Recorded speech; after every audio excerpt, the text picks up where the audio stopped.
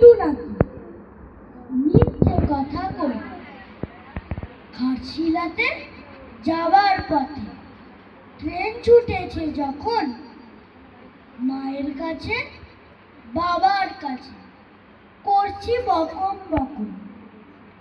হঠাৎ দেখি মাঠের মধ্যে চলন্ত সব গাছে এক এক রকম ভঙ্গি ফোটে, এক এক রকম নাচে। ও মা, দেখো নৃত্যনাট্য। যেই বলেছি আমি, মা বকে দেয়, বড্ড তোমার বেড়েছে ফাজলামি। চিড়িয়াখানা নাম জানো তো? আমার সেজ বেশন আদর করে দেখিয়েছিলেন পশুরাজের কেশর।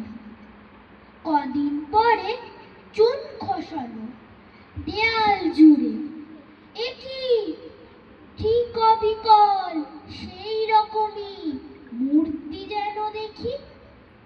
ক্লাসের মধ্যে যেই বলেছি, সুরঞ্জনার কাছে, জানিস আমার ঘরের মধ্যে সিংহ বাঁধা আছে, শুনতে পেয়ে দিদিমণি অমনি বলে, শোনো এসব কথা আর যেন না শুনি কখনো। বলি না তাই সেসব কথা, সামলে থাকি খুব।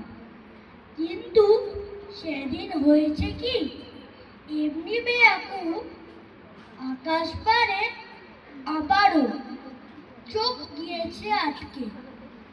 শরৎ বেগে দেখতে পেলাম রবীন্দ্রনাথকে।